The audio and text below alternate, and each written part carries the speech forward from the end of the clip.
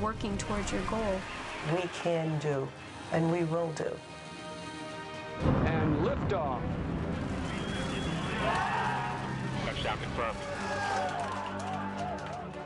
Mars is unavoidably special. We've landed and we've scooped. We've roved, we've orbited. Together, we did it, but the attitude was together we can do it. The future is what you make out of it. You can make it real. And here we are with Mars Perseverance, 51 years later, getting ready to do the first ever Mars return mission. Eventually, we can bring those samples back to Earth and determine for the very first time, did life exist on Mars?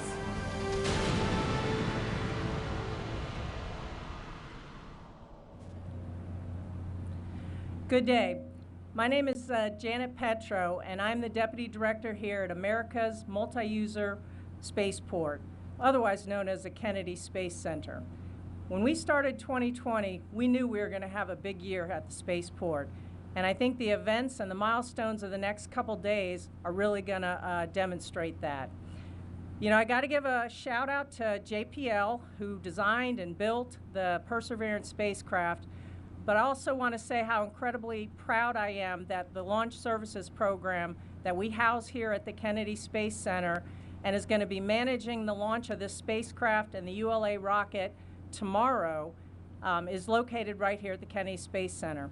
You know, this is the 11th mission that our Launch Services Support Program has launched to the planet of Mars. And so the orbiters that are there and the rovers that are there was part of what our Launch Services Program provided. So we're incredibly excited to be able to be here at the launch event tomorrow.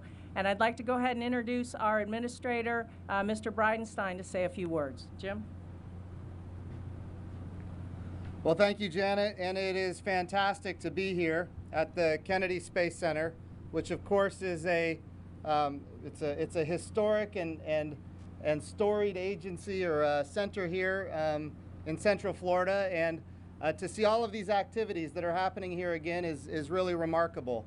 I'm exceptionally excited about what we're about to do because we're going to launch Mars 2020 with the Perseverance robot, but there's so much more going on here. She talked about the 11 previous launches to Mars. This will be the 9th robot that we land on Mars. And when we think about what we've accomplished, we have discovered that at one point in time, liquid water was prevalent on Mars. In fact, the northern hemisphere of Mars was 2/3 covered in liquid water. We know that back in those days, about 3 billion years ago, Mars had a very thick atmosphere.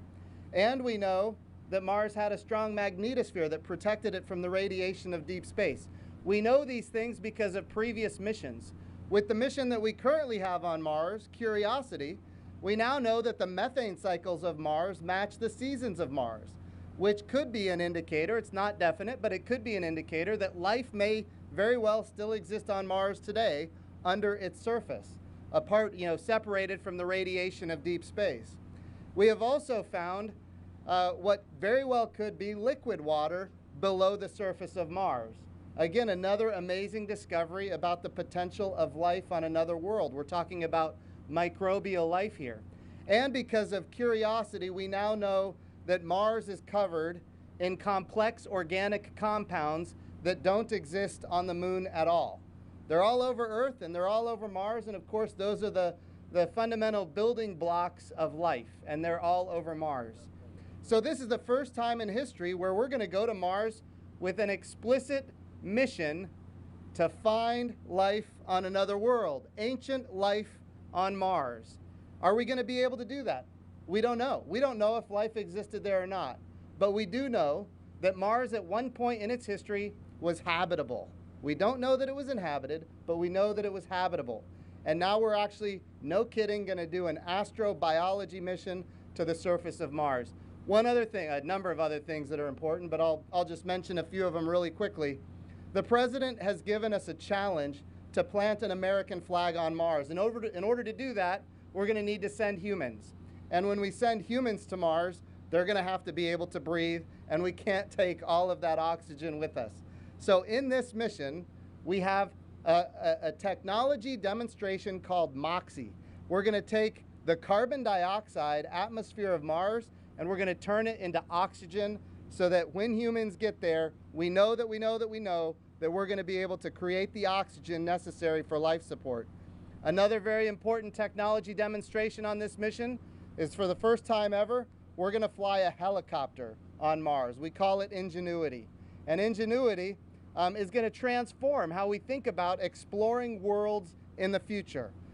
Imagine a day when we land a robot on Mars and that robot could send maybe a dozen helicopters in different directions to make different discoveries. So there are so many things that are exciting about this mission, but one thing that I think is the most exciting is the fact that we're going to cache samples.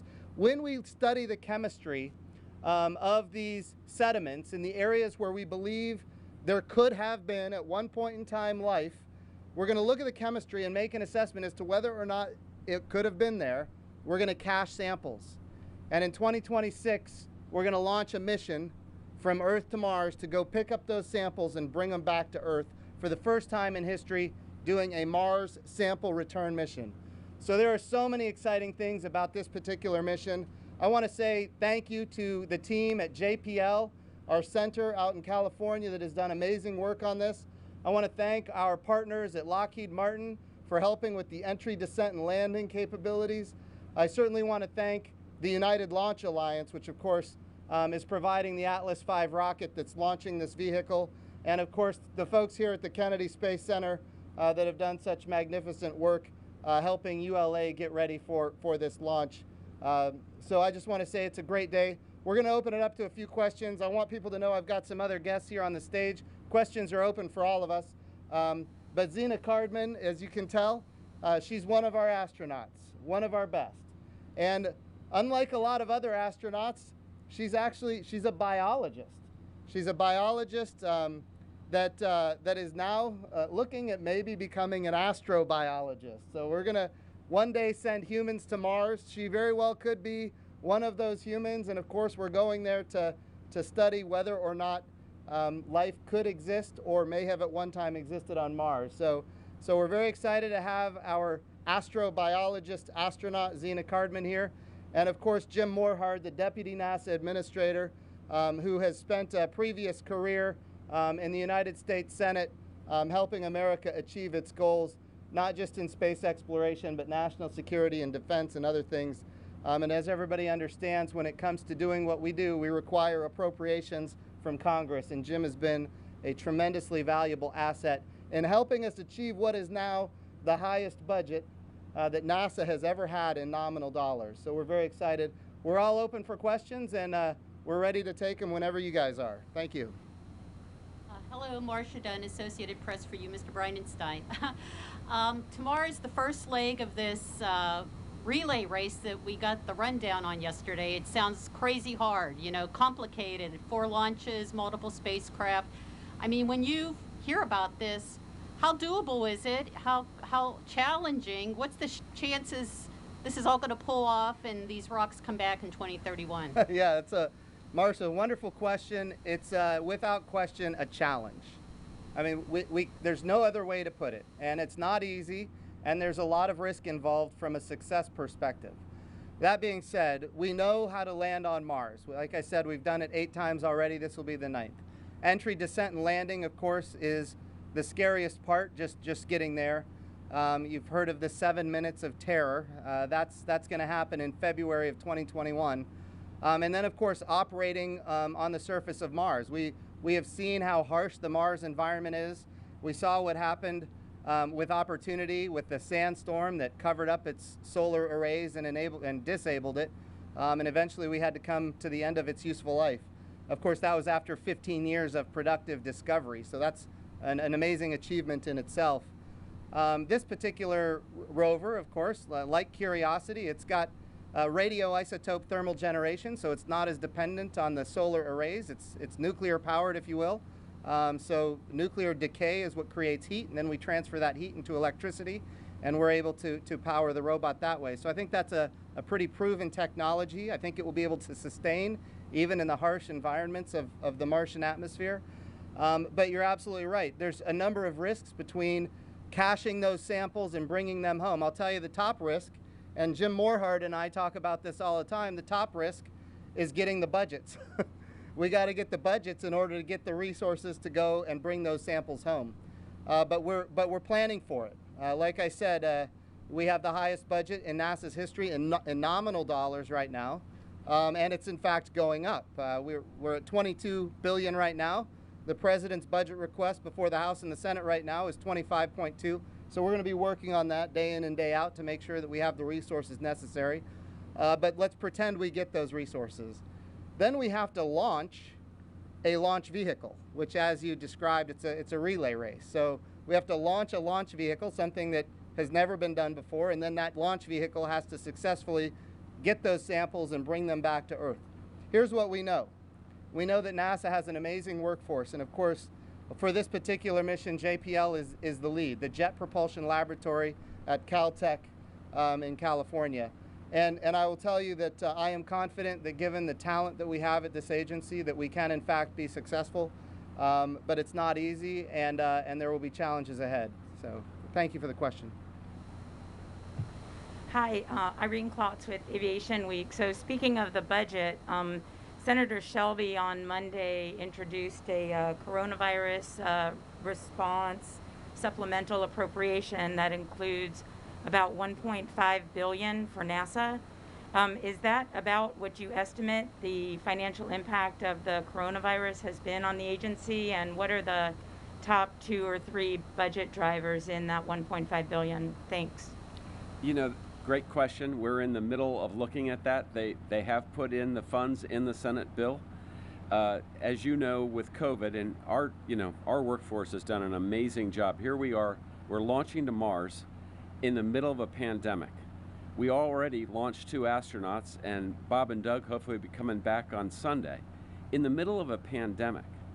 But those numbers, as far as what we need, continue to change. And right now, that is a good estimate today.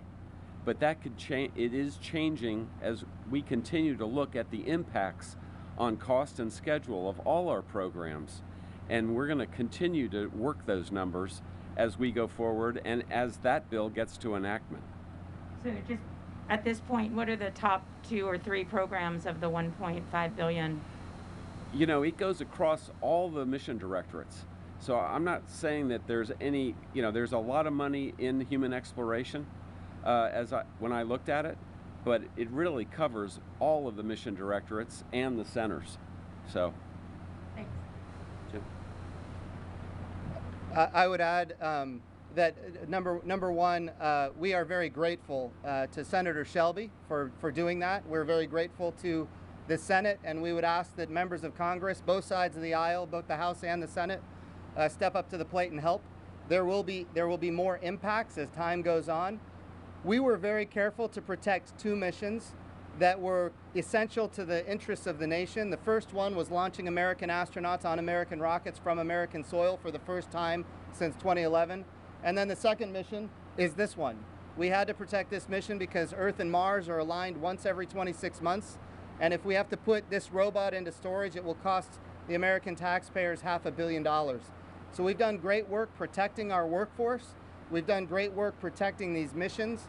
But the deputy is absolutely right. There will be more impacts, and we don't know when this pandemic is going to end. And until it does, these numbers are going to continue to change, and we will be updating Congress as time goes on. Thank you, Ken Kramer from Space Up Close. Thanks for doing this. Thanks for meeting the media. It's really great to be here. I'm an organic chemist, so I'm super excited that we're going to be collecting these samples that potentially have organic molecules in them and looking for past and current life. Maybe, Zena, I wonder if you might be working on that. And Jim, can you give us, since it's Moon to Mars, give us an up-to-the-minute update on Artemis, on the core stage, on the testing? When is that green run hot fire test going to happen? Thank you. Yeah, So I won't necessarily be the one working on these samples that come back, but I sure will be following along with what happens with them. You know, this is a subject very near and dear to my heart. I was a geomicrobiologist before this, so this is exactly the intersection of all the things I'm really passionate about. And, you know, one of the cool things about being an astronaut is I, am no longer doing my own research. I am now part of a much bigger project than anything I could do on my own.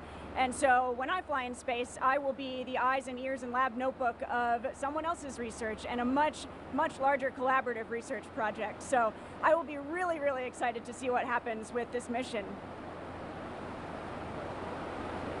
If I could add to that, really one of the neat parts about looking for this ancient microbial matter is we knew that in Australia, in the Polbera outback, we sent our scientists there to look for that's where we know of the oldest fossils are on Earth that we know of are there. But we sent our scientists there to look for signatures. So as our rover is looking for this microbial matter, it's really looking for signposts that will lead us there. And we've taken that data from Australia, entered it into the rover, so it's going to know how to look for it on its own autonomously. As far as the, can you guys hear me with the rain? Okay, I'll talk loudly into the mic. As far as the Artemis program goes, we have right now, for the first time since 1972, we have a human landing system funded for the surface of the moon to the tune of $600 million. Not only is it funded, we now have human landing systems under contract. So those are all significant developments in the history of our agency. There have been a number of times when we've tried to go back to the moon and that has not happened. We now have that well underway. We have a budget request before the House and the Senate right now where we're asking for $3.6 billion for the human landing system for 2022. Or I should say 2021, and we need to get that funded 100%. The biggest risks that we face are not technical. We can do this. The biggest risks that we face are budgetary. And I can tell you that with the team that we have at NASA right now, I think we're in good shape. We've got bipartisan support. We're working every day to ensure that these missions are not just decadal in nature, but they're generational in nature, so they have staying power for the long term. I would also say, as far as like the tactics of this, look, the SLS core stage is complete. The solid rocket boosters are right here at the Kennedy Space Center processing right now. I just looked at them. We looked at them just 2 days ago. And let me tell you, they're beautiful. I just want to be clear about that. And as far as the Orion crew capsule, the European service module, they are complete for Artemis 1, which is an uncrewed launch around the moon, which we're going to do in 2021. We're expecting, 2021. We're expecting that the green run is going to be done by the end of this year. In fact, we're targeting October, November. So I think we're in good shape. Again, the big challenge, as you know, is not just budgetary. That's always the biggest one. But the other big challenge, of course, is the uncertainty with the coronavirus. We have had some folks get coronavirus down there at the Green Run to protect our people. We've had to stop work a number of times, and those are important things that we can't predict the future of. But we've had a lot of success in keeping our people safe, and we intend to continue that. Hi, Antonia Jaramillo with Florida Today. My question is for Jim. As you know, so many of the workers involved with this mission weren't able to come out to the launch because of the pandemic. So I was wondering if you had a rough estimate of how many NASA employees were actually able to come out and how many had to miss out on the event. Thanks. Yeah, that's a good question. I don't have those numbers for you offhand, but I will tell you we minimized the amount of people that were coming here. And of course, it'd be nice to have all of these fields, covered with not just NASA employees, but also the public. And unfortunately, we can't do that right now. But there will come a day. I don't have the exact numbers of how many people that we didn't bring. Yeah. You know, I might add to that, and you know, you think about, again, it goes back to the pandemic, and we were doing the flight readiness review a few days ago, and one of the scientists from JPL, he said, you know, when it was determined that we were going to go forward with this mission during a pandemic, he said, I wasn't too excited about it. And he said, but everybody came together at NASA. All the centers came together, all the mission directorates. We worked together as a team, we collaborated. And I've never seen anything like it where, you know, every organization, you know, there's conflict in organizations, that's normal. But there wasn't with this. And everybody worked extremely hard to make this happen during very difficult times. And the reason is to bring hope and inspiration to the country and to the world. And we're going to continue to do that because that's what NASA is here for.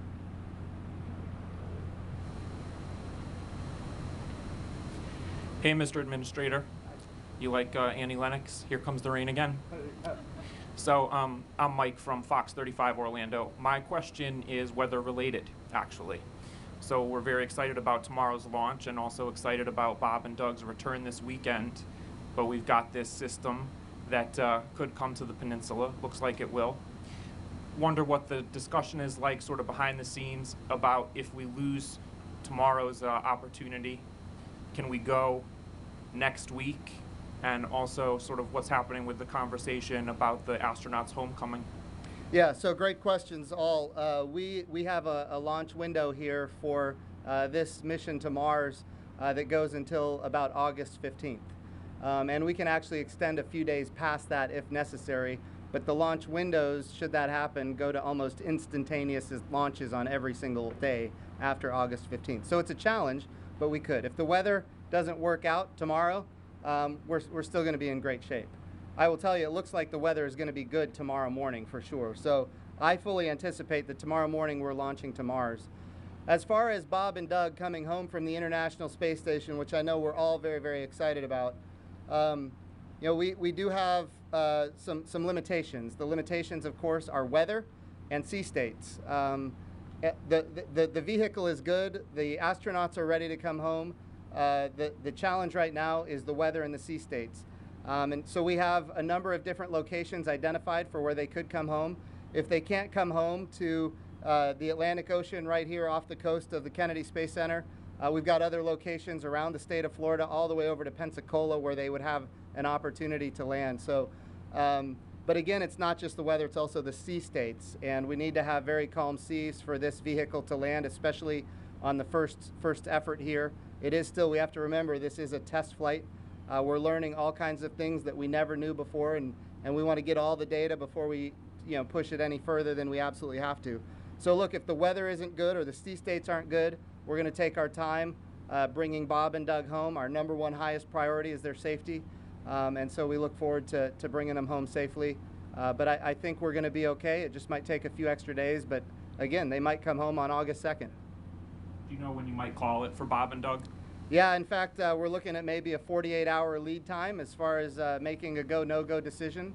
And then as far as the location goes, we have about 6 hours before splashdown before we have to make a determination as to which location we want them, where we want them to enter. So we have options. That's the good thing here. SpaceX has done an amazing job of making sure that there are options available. Because we want to be really careful with the limitations that we push on this first flight. Yep.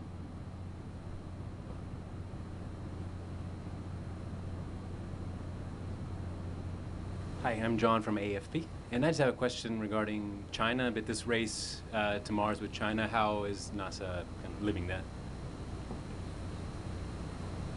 Yeah, so I get questions about China. They obviously launched a rover to Mars as well. And certainly we welcome more science, we welcome more discovery. We encourage them to share what they learn with the entire world, just as NASA shares what it learns with the entire world. So we look forward to them doing that. I hear people frame it as though it's a race. I want to be really clear on this. This is our 9th time to land a robot on Mars. So we've already done this 8 times. And of course, we've got 2 missions at the sun right now. We've got a mission at an asteroid, a robot at Bennu, a robot called OSIRIS-REx. We've got the New Horizons probe in deep space that gave us the beautiful images of Pluto, and then the object in the Kuiper belt, and now it's still traveling and giving us, in fact, now it's giving us kind of a new perspective on the galaxy, because it's now seeing parallax among the stars and things like that. So of course, we now have 1 commercial crew capability underway. We've got another one that is very near completion. I just want to be really clear. We landed humans on the moon 50 years ago, and our budget is as high as it's ever been. So we are in really good shape. President Trump's support with the budget request and bipartisan support in Congress, the House and the Senate. People can try to frame it as a race. I just look at it as, hey, here's another country doing some more discovery, and we are very hopeful that they'll share it with the world.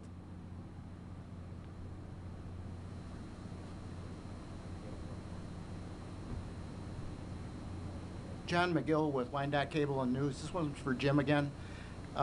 You've been the administrator now for about 3 years. What do you think is the most exciting thing that you've accomplished so far? Well, I think it's important to note that any accomplishment that I have goes well beyond me. I'm very grateful to Charlie Bolden and his leadership. I'm very grateful to Robert Lightfoot and his leadership. And of course, now I get to benefit from the fruits of their labor, just as future NASA administrators will benefit from the labor of the team that's here right now. And but the key is NASA obviously continues to do stunning and impressive things.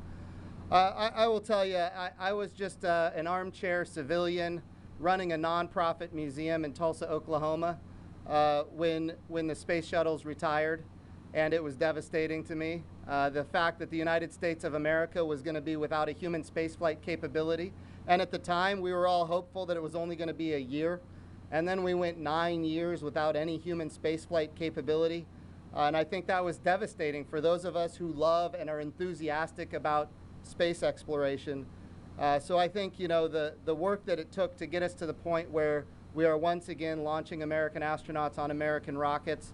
Crew 1, we're going to have an international partner with us on the first one from Japan. These are all great things. So I think probably the best thing that's happened during my time as the NASA administrator is launching humans again to space. And we're working every day to make sure that those humans are eventually landing on the moon. Thank you. Yep.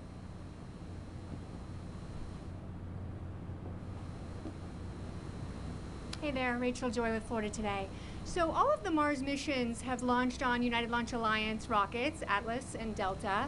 Obviously this one is too. Why is that? And does SpaceX ever get a shot at that? What's the deal?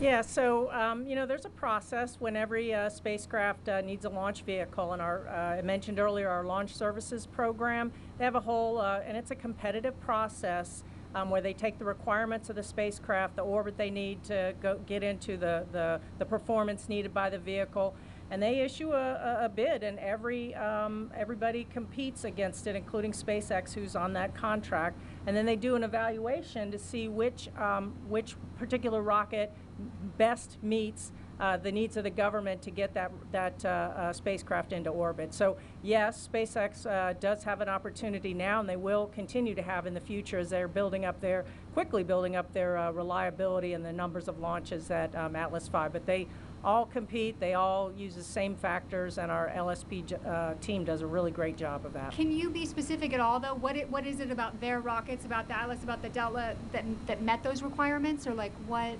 I do not. I can't speak to that. I wasn't really in that bid, but I think Atlas won the bid in that case, and of course cost is a factor also. Okay. So with SpaceX coming in with that, but the technical performance and cost and other evaluation factors are all put together, okay. And then the official makes a decision. Thank you. Thank you.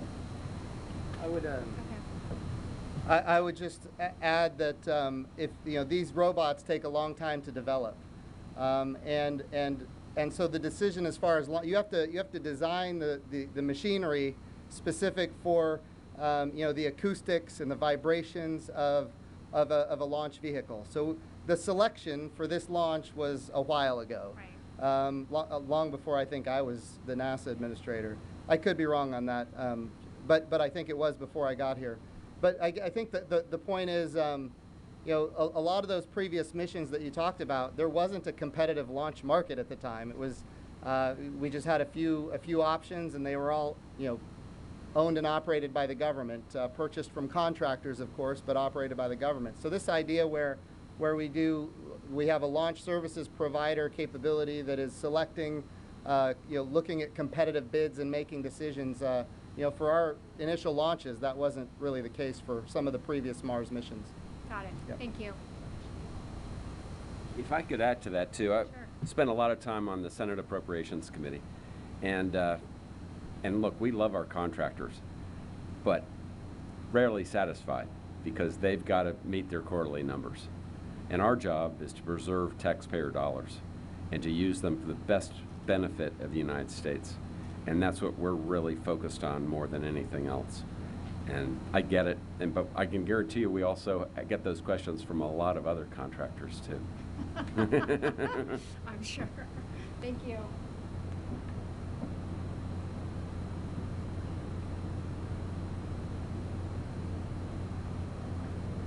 More questions? All right. Well, I'll just close it out then. It looks like tomorrow morning is when we're going to launch. We're very excited about it. We hope all of you attend. Folks that want to watch it virtually, we would encourage you to go to nasa.gov, watch it on NASA TV. This is going to be an inspirational moment, and of course we're very anxious about, no kidding, the entry, descent, and landing, and the great science that we're going to get starting in February. So stay tuned, and we will see you all tomorrow morning for the launch. Thank you so much.